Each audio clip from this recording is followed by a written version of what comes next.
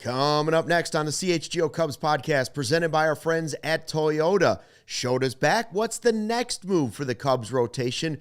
Who might that be? We'll dig into that. Plus, Christopher Morel, anyone? Morel reunion? CHGO Cubs. And Kyle Tucker's report card. Let's do that. CHGO Cubs next. Whoa.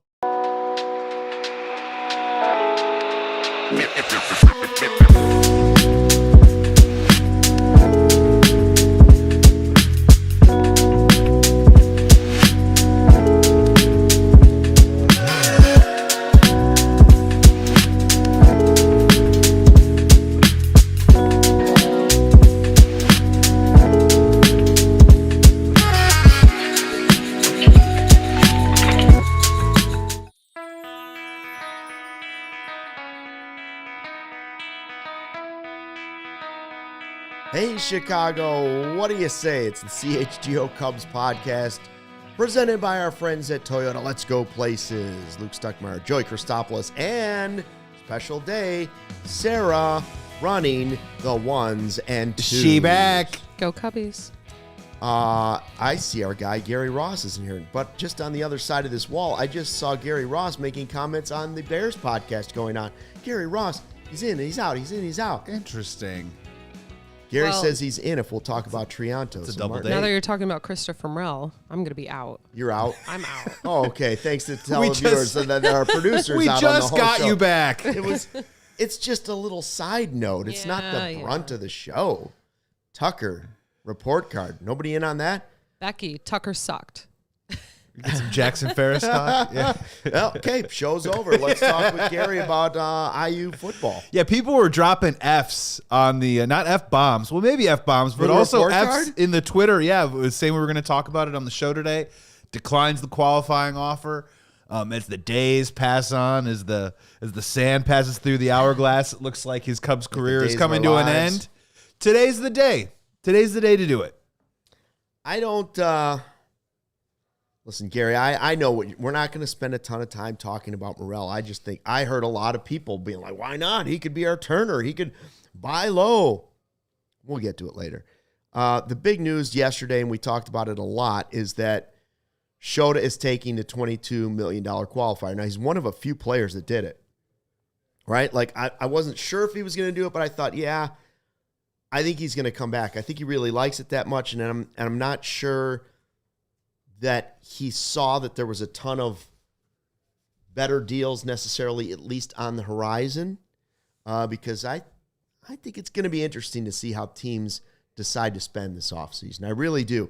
And the way he finished was on a public stage where everybody got to see it, and it wasn't going well. Yes. And there's no way to hide that, right? Can I ask you 24 hours later, maybe not just the player, but the $22 million? I mean, is that still sitting right with you? Because it doesn't. I'm happy that the player is coming back, but the more I start thinking about the $22 million, and the more maybe the reality sets in about the financial constraints the Chicago Cubs put on themselves, the more it maybe worries me about either maybe that big ticket free agent item coming in here and what they do. I really don't think it should, because it's a 1-year deal. At the end of the year, they can be done with Hap, they can be done with Tyone, they can be done with Seiya, they can be done with Shota.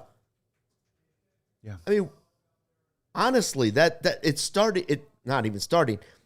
It looks as though their philosophy is, here's the deal. We're not doing anything long term. We're going to have all these expiring contracts, and once the labor stuff is decided, we fully believe there's going to be a salary cap, and we believe there's going to be teams that have excessively gone about this, and we will be in a position, unlike other big market teams, to just say, we want that guy, we want that guy, and we want that guy. And teams will have to unload, and maybe that's how they feel like they can take advantage of what might be coming to Major League Baseball. I don't know if that's right. I don't know if that's really what they're thinking, or if they're just saying, we're not going into any labor stoppage or possible stoppage. with a bunch of money on the books. Right, and is also and Gary in the comments here, payroll will be somewhere between 230 to 240 this year. Just be prepared.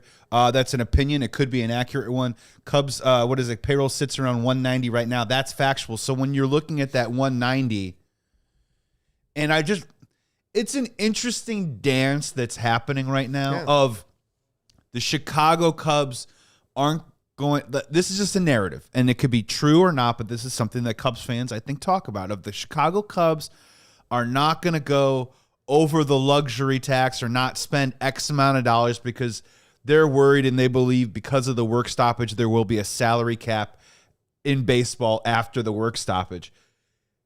Do we understand that there already is a salary cap for the Chicago Cubs placed upon them by ownership? Yes. So I guess my thing is I don't understand what the difference is between them being scared about a salary cap when they already have one in principle for themselves. Yeah, That's a snake that eats its own head, and I think that's what right. gets people spun around. And if you spin around long enough, you can get confused and start talking yourself into a bunch of different stuff. Yeah, I do agree with Gary on this one. I think set your expectations maybe as the Cubs are going to get one starting pitcher. Right. Most likely via trade, but never know. And then one bat. Now, do I think that means Schwarber and Cease? I do not. I do not think it will be spent that way. Do I think that means... Do you think the likelihood of one of those guys went down yesterday because of the move with Shota? Because I think it did slightly, in my opinion. I'm not writing it off. Knock their level down from, listen, we're not going to get Cease, but maybe we can... Oh, we'll talk about King. Maybe you're looking at King. Maybe you're looking at... Zach Gallen. And maybe you're talking about just... Merrill Kelly doesn't fit what they're looking... They need somebody that throws hard. He's 37 years old, too. Yeah, you need somebody that throws hard. And so that's still what I'm looking at. And Ranger Suarez, no, then, for me. Right, but I don't know what they wanted for Mackenzie Gore. I'm sure it was pretty high, the trade for Mackenzie Gore. And I don't know that they're going to be willing to do that either, even now. But that's the type of stuff they're going to be kicking the tires on, I think. I don't think Bregman is coming. I think they look at it and say, okay, we need to spend because we know we need another pitcher and we know we need another bat, but we can gamble on Shaw's bat and we can gamble on Owen Casey's bat or Ballesteros' bat, and hopefully we still have enough prospect capital and things to move around and get a player that will help us in the rotation, but may not be what the fan base is thinking.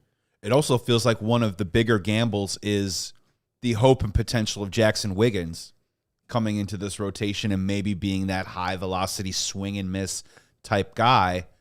And look, the 40 man's only at 32 right now. So that's the part about it that I'm not getting pessimistic about it. But I after yesterday, I'm excited that Shota's coming back because I do deeply believe he will have a bounce back season in the sense of he will look better next year than he did in September this past year. Yeah, I hope so. We gotta hope so, right? But at the same time, my hopes and dreams of maybe that Dylan Cease, Tatsuya Imai, something along there. I think it went down just a slight little touch when you start to look at the landscape of their 40-man, what the Chicago Cubs usually spend, how much is left with the dollars already allocated for next year. I think it went down just a little bit, which we said yesterday. I think it opens up the door, which you just rightly said, for maybe a trade to bring in high-end talent and pitching-wise. All right, let's talk about one of the pitchers then, Michael King. Yeah. Right? Cease is my number one choice from the Padres. Michael King declined his option from the Padres, so he's a free agent. 15 starts, ERA of 3.44. Okay, so it's a decent ERA, but it's sort of Shota-ish, to be honest. Yeah. But only 15 starts and injuries. What you like about I look at King and say to myself, this is a guy they could look and say, this could be our Boyd. Absolutely. They look at him and say, can we repeat the Boyd magic and bring in King? Because if you go back, a year before that, he's in the top 7 in the Cy Young voting in 2024, and his ERA was below 3 at 2.94. He's 30 years old. Here's the thing that scares me. And another reason I connect him to the Boyd experiment, which worked out terrifically. Again, if they signed King and King was the pitcher they added to the rotation, I think most people would look at it like they did Boyd last year. Great, but that's not all you're doing, right? Right, and great, but what does this mean in terms of bankable production? Because that was the mystery box of Matthew Boyd, and we opened it up, and it was an all-star. Yeah. Great. What would the Michael King box possibly bring in 2026? That's right, and he's only thrown 100-plus innings twice in his career, 2023 and 2024. The danger about going for another Matthew Boyd-type win is that you already have a lot of, I hope, I wish, uncertainty in, like you say, if you want to put this into a box and wrap it up for the holidays, Boyd's arm bouncing back is still an uncertainty because he rode that arm last year. And we can both agree really quick that he ran out of gas by and large from what he looked like first That's half right. of the year to second half of the year. So whether you want to say Jackson Wiggins, that is still a uncertainty. Yes. Even Boyd's arm bouncing back is some uncertainty. Put it whatever level you want it at. Shota bouncing back is uncertainty. Steele being a factor in your rotation, coming off of Tommy John, his second, is an uncertainty. Cade Horton has finished his last 2 years injured. That's more certainty than any of those guys. But so Jamison Tyone, 2026, right? Yeah, You're looking at 100%. Tyone as your certainty on the team, and Colin Ray being able to be a number 6. Yeah. Other than that, there's a lot of hoping and wishing and possibilities, and it could all strike gold, and you would have something. I just want that starter that they bring to be some certainty on this team. And then the other stuff can all be gravy. That's where I think myself as a Cubs fan, and I talk to other Cubs fans, but I don't want to speak for the whole deal, the whole nation of Cubs fans. I think that's just where we get frustrated, right?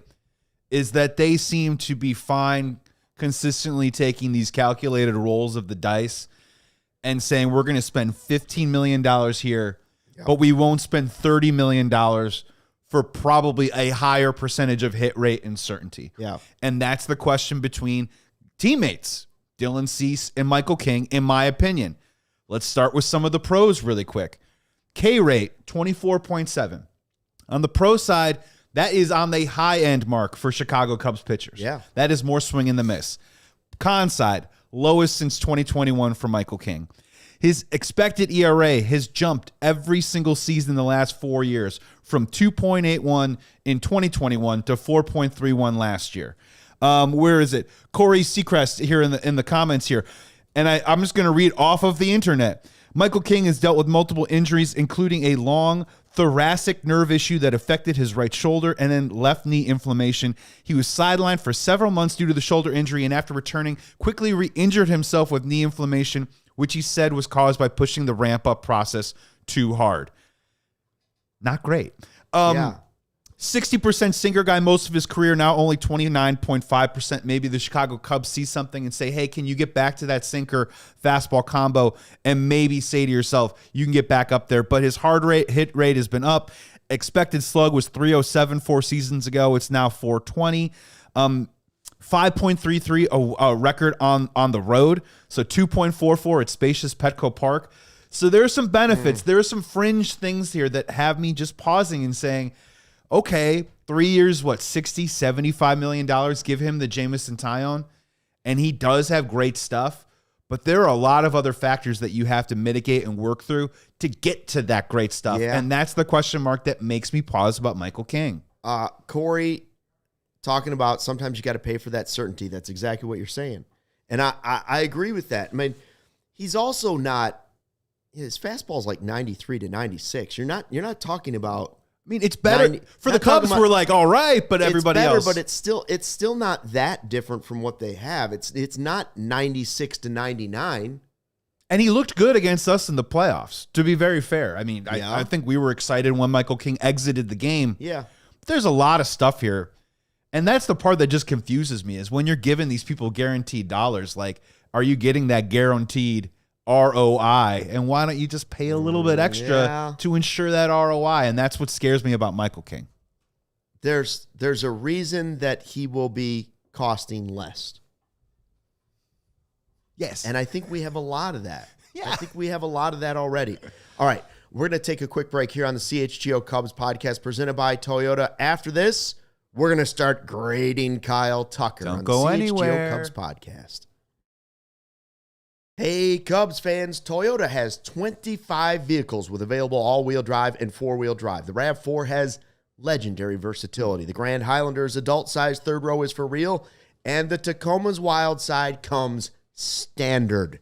From job sites to campsites and game nights, there's an all-wheel drive or four-wheel drive Toyota to get you there in style. Find yours at toyota.com or visit your Chicagoland Toyota dealer. Toyota, let's go places. What a time it is to be a CHGO diehard. That's a good place, In too. the history of our world. Get access to our exclusive written content, a free t-shirt, plenty of discounts on merch and events, plus access to the Discord lounge where everybody that's cool hangs out. Go to allchgo.com for the latest information on how you can join thousands of diehards already in our CHGO community. We can't wait to connect with you. And don't forget to ask for the diehard card because it is instant cred wherever you go this holiday season. And Cubs fans, we want to talk to you about Brunt. The best-selling Marin work boots are not only built for the toughest job sites, they're completely waterproof, so whether it's rain, standing water, your feet are always going to stay dry. It's the oily workshop floors or the muddy farm fields. Everywhere in between, the Marin 6-inch soft toe is built for workers across a variety of trades. It isn't just about work boots. They offer a wide range of high-performance gear built for the tough jobs, heavy-duty work pants, and weather-resistant jackets. Choosing work boots doesn't have to mean sacrificing comfort or liability or durability anymore. Brunt thought that through. They thought through all that BS and they built tough work boots for any situation, so no break-in and no sore feet. And that is the mission of founder Eric Girard, who grew up blue collar and started Brunt. His friend said, hey, don't be like those fashion brands. Do it for the working man. So head on over right now and check out Brunt. Listeners get $10 off their entire order with code CHGO at checkout, bruntworkwear.com, and use code CHGO.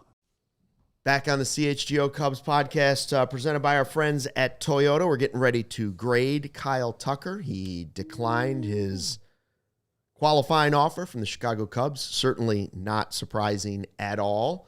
What were you asking in the break about my Starbucks cup? I was. I'm sure there's people in the chat that know. This is a medicine ball, There's by the way. there's a viral like Starbucks teddy bear cup that they're selling, and I was wondering if you saw one any in store. I What personally do you mean by love- viral? Like people ask for a certain cup? It's like, you know, they sell like they sell like cups and stuff or whatever. It's Like just real like their cups holiday. or are they just these paper ones? No, like a real like cup that you can buy. It's like $30 or that you could something. reuse many Yeah. times. But yeah, I was just wondering if you saw it. No, but Is it one of those things that's like it's hard to find? Yeah, so you because have it's like to. their holiday one. The only yeah. reason why I don't like it is because it doesn't fit in any cup holders. That's what people have that's been a saying problem. about. That is Okay, a yeah, problem. that's a problem. Because it's like shaped as a bear. Oh, yeah, I'm out on that. No, I did get it. At least my letter that they wrote this time, the little nuggets, warm and cozy is more appropriate than the yum they gave me the other day, which, again, I said, happily married man with children. Oh, really? Yeah, yum is a little, I'm Like not Gary knows what I'm even, talking about. I mean, that's a little, Oh, is it? You you can can aggressive. speak truth, but sometimes little- keep it inside. it's a little Sometimes aggressive. keep Listen, it inside. I know, but you don't have to tell me that. Long you know? gone are the days when I would make my parents drive me to Burger King or McDonald's because they would have the Dream Team cups. They would have the Dream Team basketball player cups or like the Land Before Time toy giveaways, all that stuff. But now it's teddy bear. It's a glass teddy bear, and it costs $36 for the cup. Who's doing their marketing? They're a genius. We should hire these people. All right, let's get to it. So we both agree. Michael King, I don't know how much he's. Beautiful. I see the cup now. I would just go buy one of those honey bears. You know, get the large sized plastic Why don't the Cubs just do that? at thing this of point? honey and then rinse it out after you use the honey, and you got a cup. Oh, yeah, that's right. Sometimes a tiny one, though. But All right. sure. But I think they come in Little multiple squeeze. sizes. We can move on now. Okay, we can move on. Thanks, Sarah. That's what Sarah's here for. Keep us on track. All right, Kyle Tucker report card. Gary doesn't want to grade the guy because he's gone. Well, we all agree that he's 99.999% gone. You just don't hear any buzz anymore at all that Kyle Tucker will be back with the Cubs. In fact, Feinsand was saying the other day at the GM meetings that the team he keeps hearing over and over is the Blue Jays. Interesting. Maybe they were a player short. I mean, yeah, possibly. One moment short. Well, look, it's a team. And this is a team, the Toronto Blue Jays, right? They took the Dodgers to Game 7 of the World Series. That's great. But also, when you're also in the position like you're the Chicago Cubs and you win 92 games and you make the playoffs, sometimes you get in the mood and the attitude to push in and say to yourself, can we just keep pushing this rock up this mountain and see if we get it, and eventually push it over. And if that's what the Toronto Blue Jays want to do and offer Kyle Tucker that money, they should go for it. I mean, I was looking. We're going to do some stuff with Baseball Savant, but expected home runs for Kyle Tucker per park. Toronto Blue Jays were definitely on the higher end of that. Guess what was on the lower end of that? Wrigley Field. Oh, but it could be a place for Kyle Tucker for sure. Gary says just offer Tucker one for $80 million this year. No, never mind. Listen, I just don't. I think they made up their mind. I don't know if they made up their mind before they made that trade for Kyle Tucker that it was guaranteed it was going to be a one and done. I think they hoped that it was going to be so great that there'd be more support and they'd be able to go to ownership and say, this is the guy we need. No brainer, right? And it was all of that early on. But then when it went downhill, there were a lot of things that soured some fans. I think there were some things that maybe even soured the organization just a little bit. And I think there were some things that soured him on the Cubs maybe even just a little bit. And so I don't think he's coming back. I don't even think he's considering the Cubs at this moment. That's just a feel. But let's give him his report card because he did play for the Cubs, at least for 1 year. I thought I saw a headline his first season and maybe most likely his last season in a Cubs uniform. There was so much talk about let's get this superstar. Truth be told, Jed Hoyer admitted it. When the Cubs were at their best, Kyle Tucker was at his best. Right. Now, to be fair, it wasn't just Kyle Tucker. It was Kyle Tucker and Pete Crow Armstrong. When they were both at their best, the Cubs were at their best. Can they still repeat that if they can get Pete Crow Armstrong? I don't know. But I don't think the Cubs offense is going back to being as good as they were when Tucker was here and he was at his peak. I don't. So that means you better do it in pitching. So for my regular season, I looked at Kyle Tucker and I thought to myself, regular season, I'll give him a B because it wasn't linear. It wasn't steady. There's a guy that went through all these injuries, whether it was the finger or whatever was bothering him, the calf at the end of the year. He still ended up a 4.5 F-WAR, a 136 weighted runs created plus. What takes him then, because those both sound like, oh, that could be an A, that could be a B plus, that could be A minus. Well, there were the things I expected, and this wasn't a big reason I wanted him or liked him on the Cubs. I expected that he was going to be slightly better in right field. -2 outs above average in right field this year. So average to subpar, however you want to look at that. I thought he was going to be better defensively. Now, maybe he was protecting a contract. Maybe he's just not that good in the outfield. Maybe he's just not a super aggressive outfielder. And I had higher expectations, and I know injuries had a factor in this. I had way higher expectations than 22 home runs. And 70-something RBIs. Way higher expectations. Yeah. Are there factors to how we ended up getting there? Yes. But I still have a feeling that he played a part in why that happened anyways. Like, why did he end up at 22 home runs? Why did he end up with less than 80 RBI? Because he tried to play through injuries that we were being fed misinformation on. And a player can't go on the injured list unless he agrees to go on the injured list. So the whole thing was mishandled. I don't know who's fully to blame for it, but I can tell you this. I expected more than what happened, and injuries are a part of it, but I don't think the injuries were handled well by the organization or the player. When it comes to Kyle Tucker, and you have the conversation of, is he a superstar or is he just a star? I think that's where, and look, good player, not walking away from that, but I think that's where it gets confusing for Cubs fans and even for the baseball geeks and analysts out there, because you say to yourself right field and you worry about how he ages. His sprint speed hasn't changed since he came up in the big leagues. He hasn't gotten any faster, hasn't gotten any slower. Exact same. His swing velocity isn't exactly upper echelon like Kyle Schwarber or Pete Alonso out there. So people are always asking, how is that going to play out moving forward? But at the same time, his walk rate was the second highest that it's ever been. His zone control was still really upper echelon and good and elite. And his chase rate actually went up a little bit. So it's like, how do you make sense of all this? How does he play himself out? And I think if you're the Cubs, I think they got really scared that when he got injured, everything tanked. And you know, the old thing of like the athlete who needs to be a Lamborghini. If the Lamborghini's running at 100%, he's driving 100 miles an hour. And if one little thing's off, it totally screws up the whole engine and you can't drive the car, right? And it's just as simple as first 95 games, slash line 280, 384 on base percentage, 499 slug for an 883 OPS. Game on. Give him money. Sign me up. Extend Tucker. Hold up the signs in the bleachers. What are we doing? Friday Why are we waiting? Club. Give him Sarah $500 million. Sarah held him. We'll rename the street. Forget Sheffield. It's called Tucker now. Final 41 games. 231 batting average. 360 on base. Still really good. 378 slug for a 738 OPS. Still above average, but still definitely not. Give him the money. And only 17 RBIs in 41 games over that span. Slugging percentage by month. March, 742 slugging percentage. Game on. April, 484. May, 485. June, 578. Slugging percentage in July, 295. August, 389. September, 316.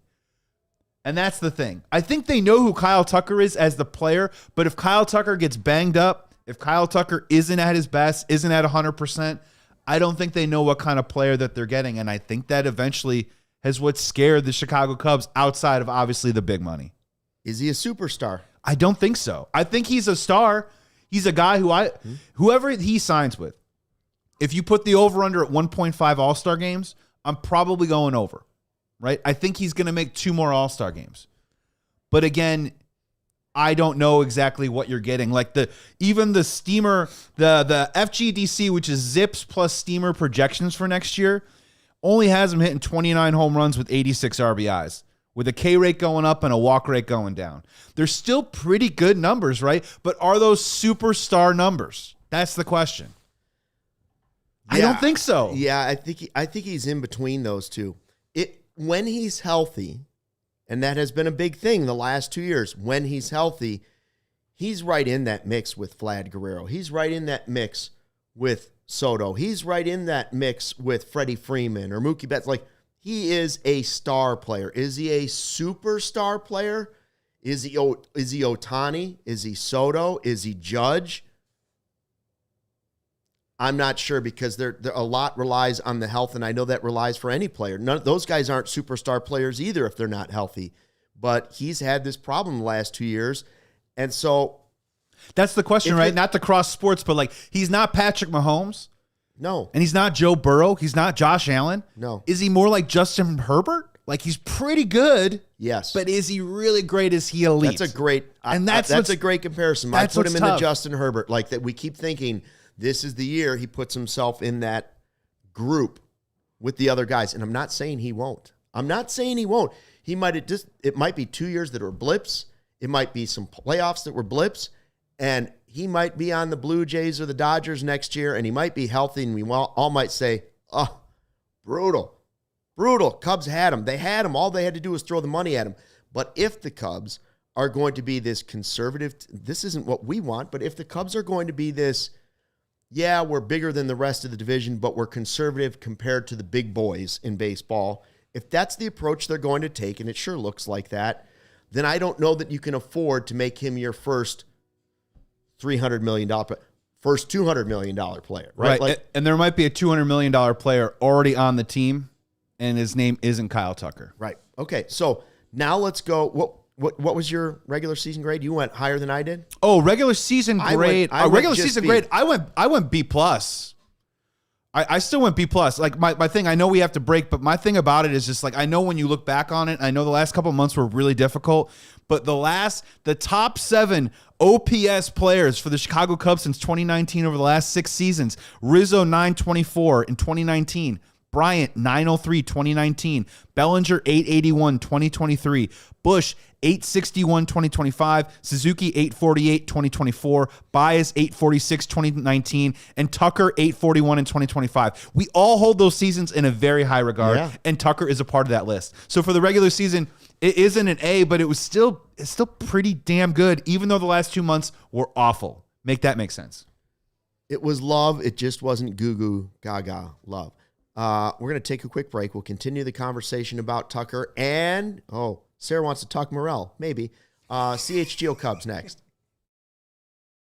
Hey, Cubs fans, it's cold outside, but it's never cold with Señorita Full Flavor THC Margarita that's rewriting the rules of happy hour. They're crafted by wine industry experts. Señorita blends real fruit juice, organic Mexican agave, and a hint of pink salt for that award-winning taste. It comes in 5 milligrams or 10 milligrams, so go at your own pace, and they deliver a smooth social buzz without the hangover. Perfect for tailgate coolers, game day on the couch, or anytime you're craving something deliciously different. Non-alcoholic, real juice, organic agave, fast onset THC, low calorie, no hangover. What more can you ask for? Remember, there's no booze in this baby, so it's available in 5 milligrams or 10 milligrams. No matter what you're celebrating, Victory Monday, or you just had a game, or maybe you're just trying to tip it back to the Cubs making some moves in the offseason, Señorita THC Margarita is the move because it's award-winning. So stock your cooler today.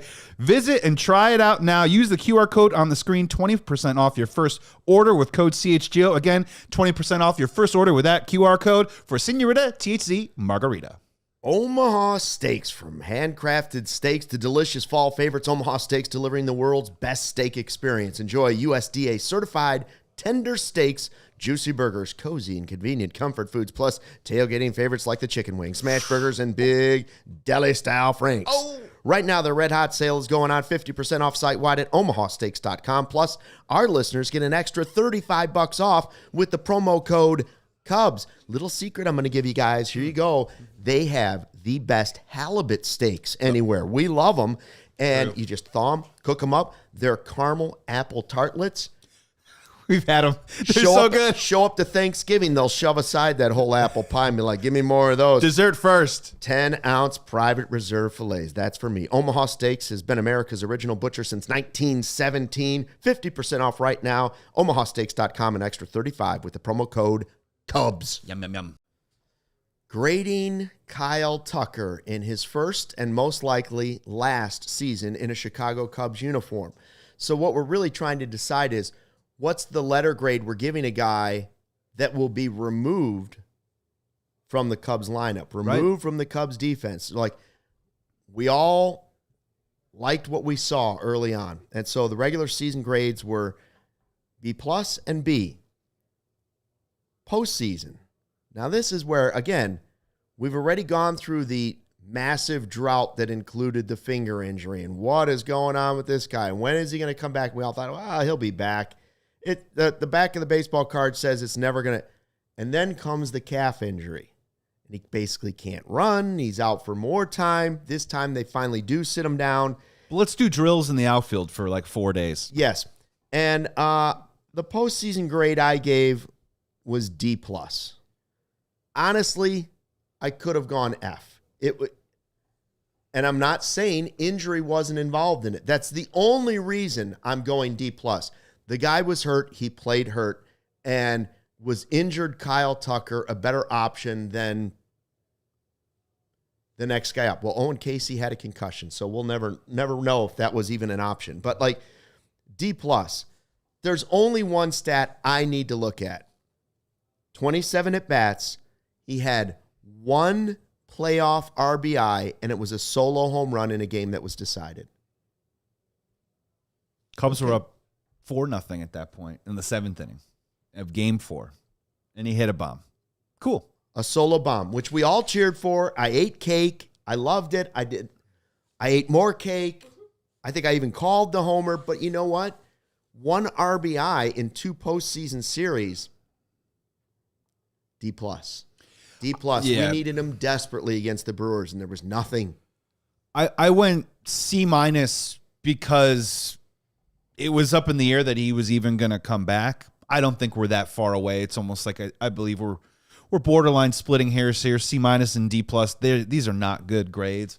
I keep going back to 2 things. The first one, when you talk about that calf strain, injuries are tough. I understand that. Mm-hmm. But also I felt, again, that this was a mishandled situation by either Kyle Tucker, Craig Counsell, or the front office with Jed Hoyer and the training staff of allowing a guy who, first of all, he had felt it a couple days before, kept playing on it, removed himself from a game, and then proceeded to, over the course of 3 or 4 days, they allowed him to run around the outfield and do some drills and see if he can get back out there. It didn't work. He didn't make progress. They eventually had to put him on the injured list, and then he stayed on the injured list longer than they wanted. And if you're talking about trying to get to a playoffs and make some noise and get your best player back as healthy as possible, there's a part of me that wishes that they had just shut him down immediately. Yes. And just said, look, man, yes, this is too important. It's the middle of August right now. We can survive without you. I do not care about your contract. We are thinking about the best for you and the best for the team. We're sitting you down right now. They kind of belabored and pushed it back a little bit. Granted, he came back with a couple games to go. We'll never know what happens, but it would have been nice to have maybe that extra week. The only other one then is fast forward to Game 5. There's runners on base. Kyle Tucker is up. You need a huge hit. Or at the very least, you need a base hit just to get some juice and some feeling of momentum that you can turn this thing around and win this game. And he's grounding the ball out to second. And it's tough. You don't like to boil it down to one at bat. But when we're talking strictly postseason, dude simply just didn't show up and didn't have that difference-making production that we probably needed when Manny Machado's hitting the ball over the fence and William Contreras is destroying us and Jackson Churrio's coming back from injury and hitting 3-run bombs. Yep. It's Kyle Tucker. It's plain, it's simple, it's cruel, it's sports. He just didn't show up when we needed him the most. We needed him to give us just a little bit of Kirk Gibson. Something. Right? I know you can't run. I know you can't run down to first base.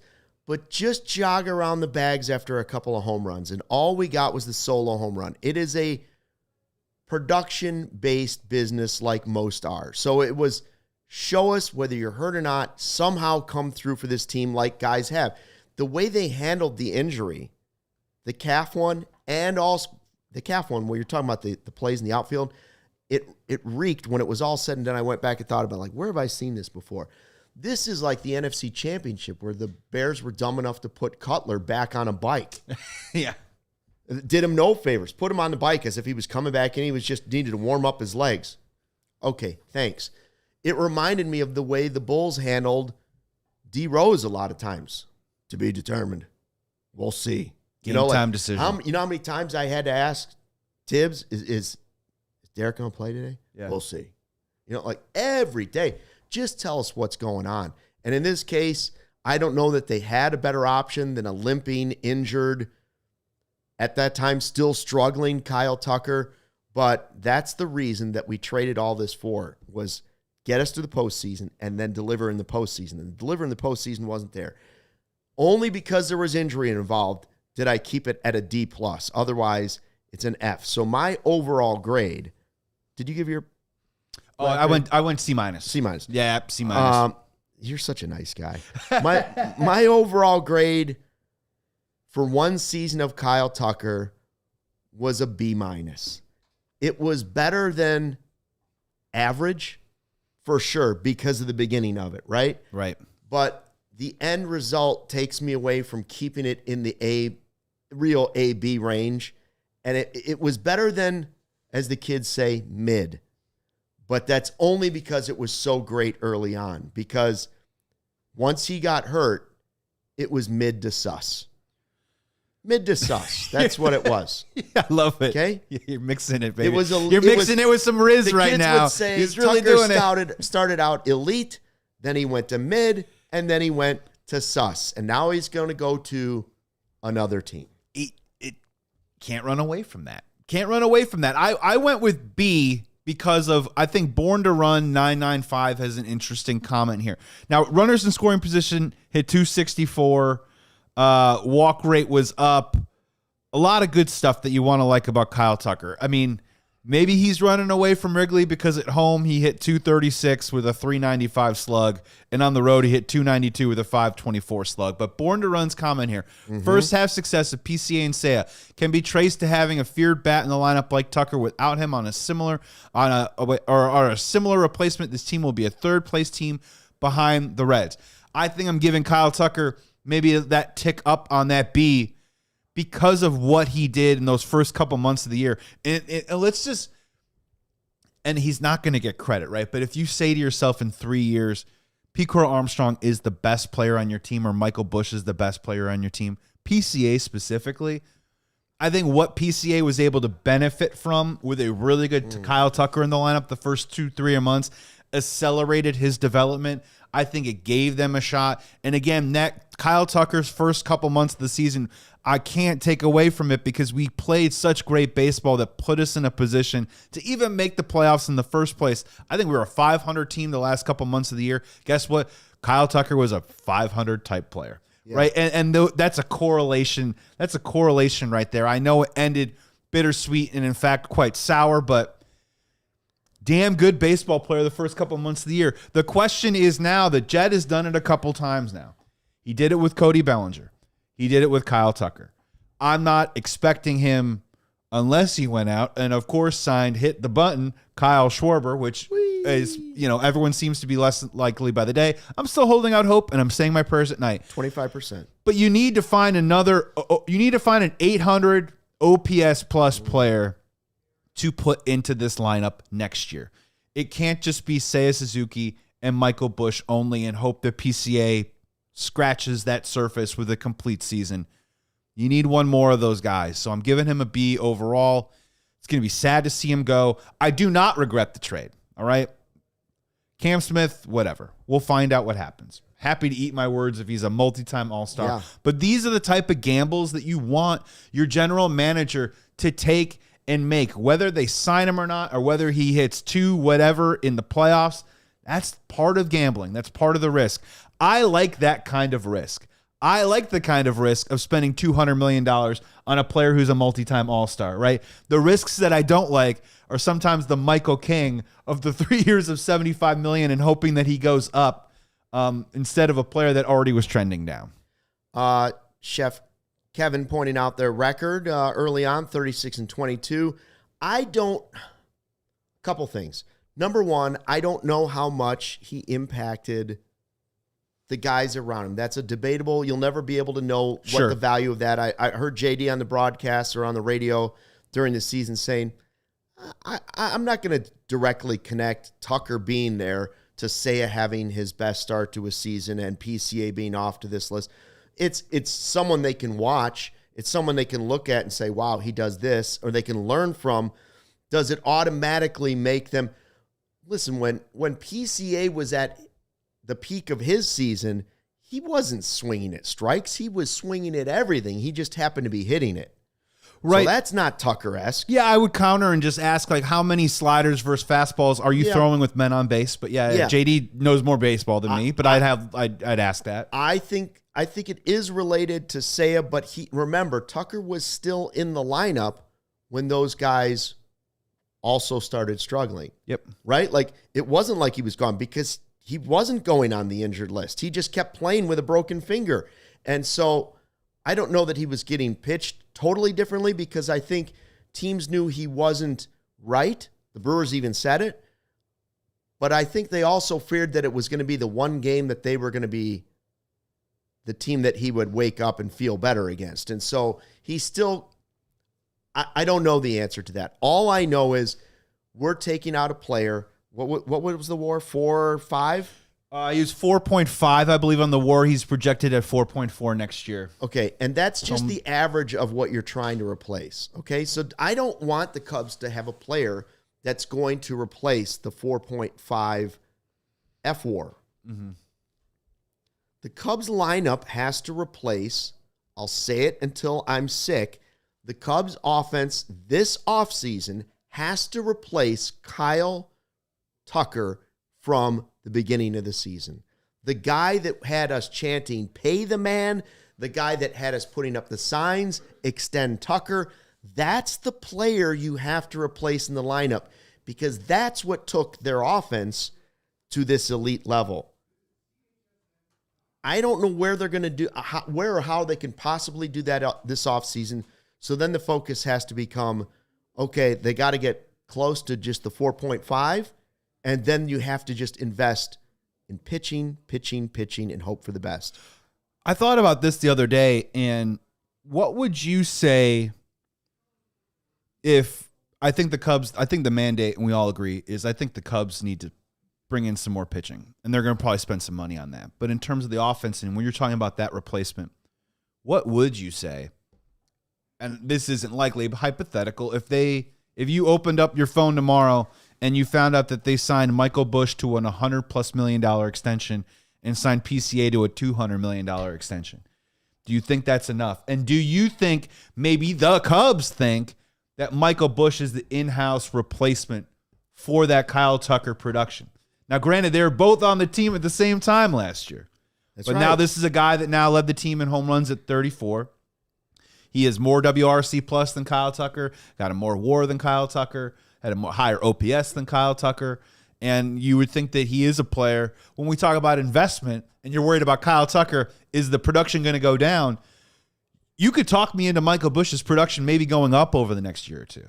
Well, Michael Busch and Pete Crow Armstrong have shown us this. Each year they've been on the Cubs team, there has been growth. We talk about it with Caleb Williams. Do you see growth? Like this. Wow, you've seen growth out of both of them offensively, no question about it. Now, there have been more maybe peaks and valleys and PCAs, but his peaks were absolute mountaintops. And so we'll see how will they continue that climb. If you're looking at it like a stock and it's going up and you're watching it for a couple years, when you zoom out and do it for year 3, are you going to look at it and say, yep, still climbing, still seeing all that progress? I don't know what those deals are going to be like if they're willing to accept it. For one, we have to see Busch finally face pitchers from both sides. Yeah. Right? Like, yeah.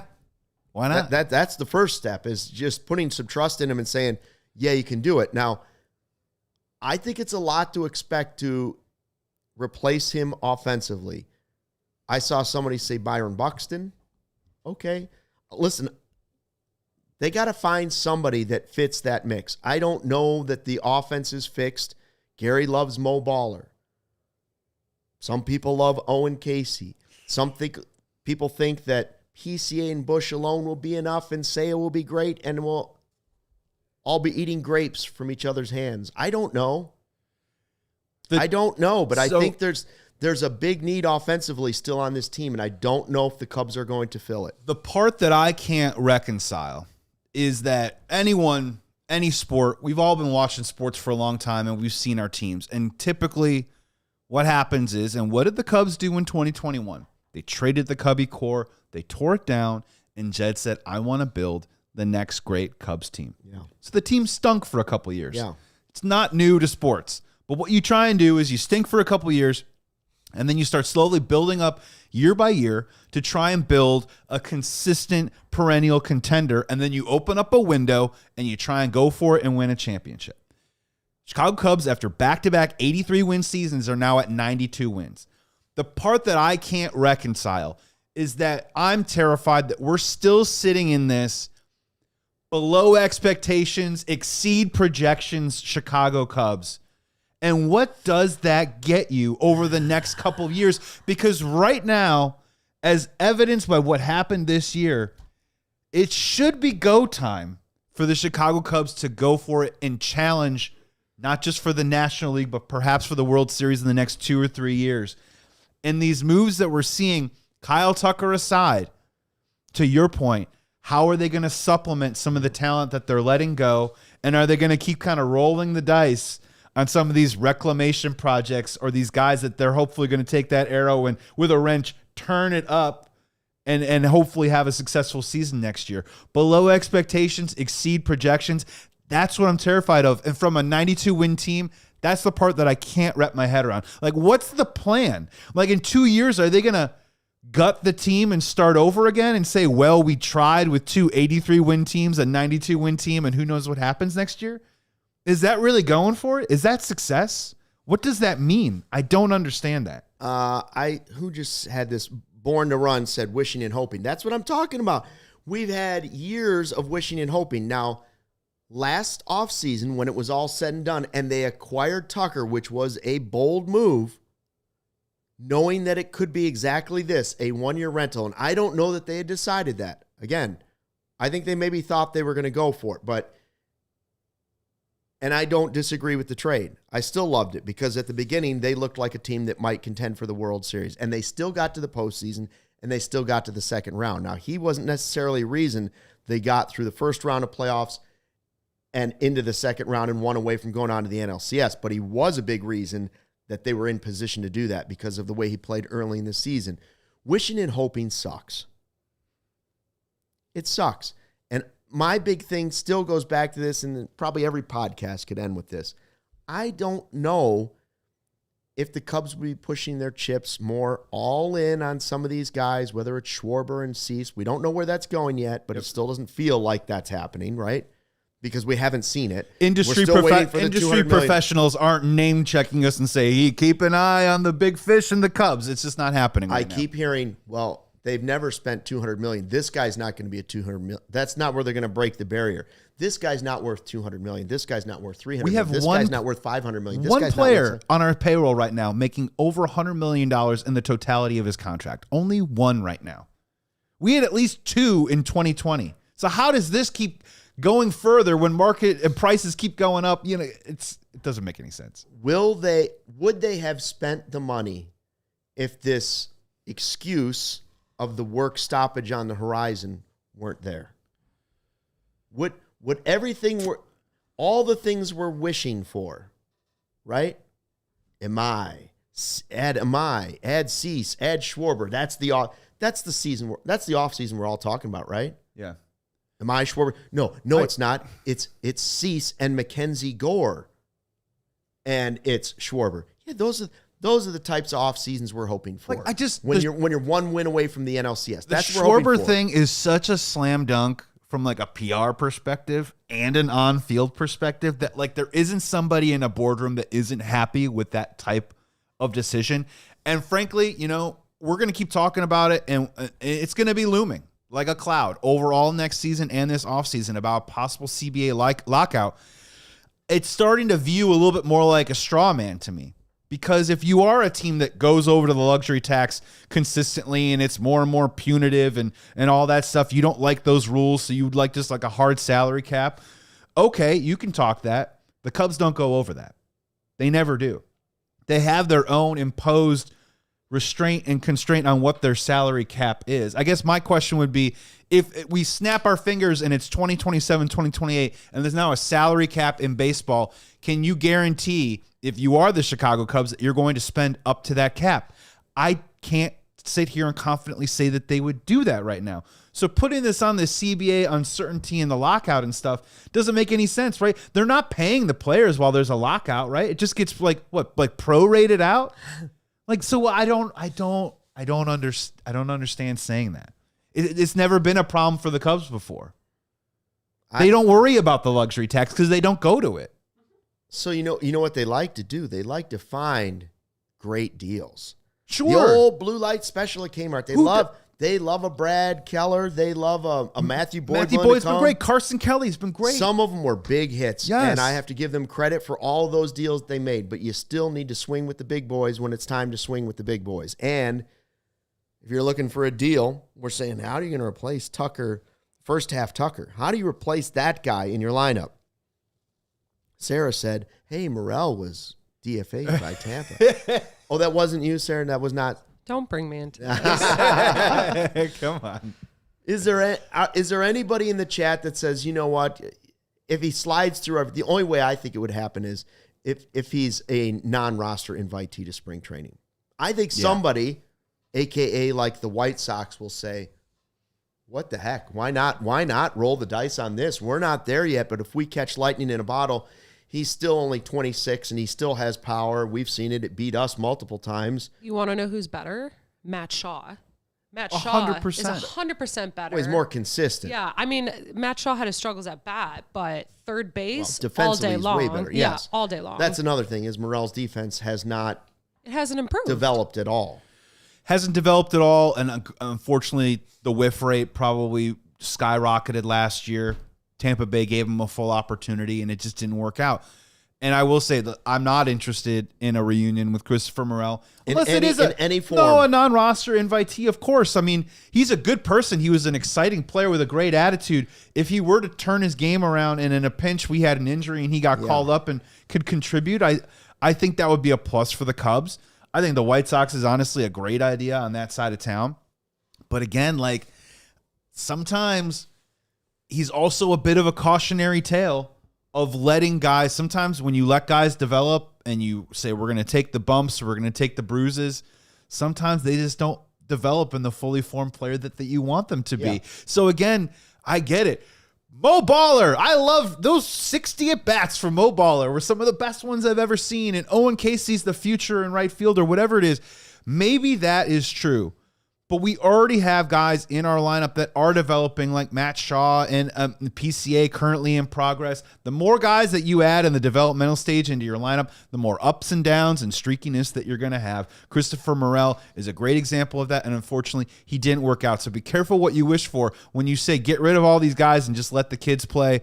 That's just usually sometimes where I land on that stuff. I mean, I think, Luke, what you said, him going to the Sox is like, that's actually a pretty good deal. They need a right fielder and they need a third baseman too. And Sox Pirates. He's not bad. He's still a good player, and I think the Sox is a team where he probably could shine in because everyone's developing on that team. I mean, I don't think he's done in the major leagues. I don't. That's why I don't think he's coming to somebody on like the Cubs for a non-roster invitee to spring training. He's in a tough spot. But somebody said, so you're saying is we can have Morel and Tauchman back on the same team in Chicago. What year is this? Tater Workman. Oh, Tater Workman. Matt Caesar. Yeah, Tater Workman. Let's get John Birdie back in the mix. Vidal Brujan. You realize we have like no one on our bench right now. I was thinking about that the other day too. I was like, because they're not bringing Willie Castro back. Bullpen. They're not bringing Turner back. We don't have a bullpen right now. I read a report that people were looking at Brad Keller as a possible return to a starter position. We ain't doing that. So there's a lot of work to be done. They're obviously going to do it. They're going to find it. And as you said, you can find great value. And Jed has done a good job in, think of it like 3 levels or maybe like a lasagna in the middle there. Jed's did okay on the middle. But the top end, though. Who's the ricotta cheese? That's a great question. Is that Michael Bush? I don't know. I don't know. How big of a ricotta cheese guy are you, honestly? Or is he the Nico Horner, just always consistent in there? He's just the cheese. But the thing is also, never forget, like, when you're building whatever it is, if you're trying to decorate a living room, you get a great deal on the drapes. You get a great deal on the carpeting. You get a good deal on the coffee table. But you know what you want to spend nice money on? The couch and the TV. Yeah, because that's the stuff that you're going to be depending on the most when you're hanging out in that living room. So you can't just always go around the fringes and try and find the best deal on every single part of the thing that you're trying to put together. What team will Morel end up on? I saw Pirates in the chat. Yeah. That's a good guess. Pirates, Reds, White Sox. White Sox definitely because they're teaching their hitters how to go after fastball better. A's is a great one. It's going to be either the Reds, the Pirates, or the Sox. It's those 3. Diamondbacks, while they're trying, they got a prospect at third base. Oh, Rockies. Think of all the home runs he can hit for the Rockies. He's not going to go to the Rockies. Well, sure, he could play third base. Well, I guess he'd be their best player. Yeah. They had a third baseman. Man, oh man. That's tough. That's a tough one. Is Bodie still available? Is he? I don't know. Oh, yeah, Bodie. Look at all these options here. And we do want to point out, as Gary pointed out, Triantos to the 40-man. Triantos to the 40-man. So there it is. This is a Gary. great comment real quick. Brewers, and then he hits 50 bombs. Yeah, right. That's the most likely thing. That's what happens to everybody. Yeah, he'll go to the Brewers and he'll put it all together. Yeah, they'll win a World Series then. Well, no, I doubt that. Good for Triantos. I'm not hitting the trade Nico Horner button right now. We got holidays coming up. I want to stay in a good mood. I ain't doing it right now.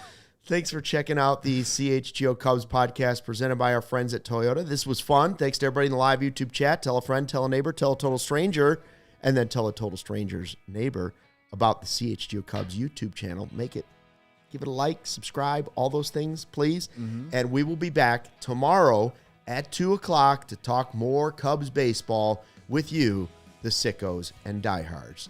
See you tomorrow, and don't forget, fly the W. We all silly like the mayor.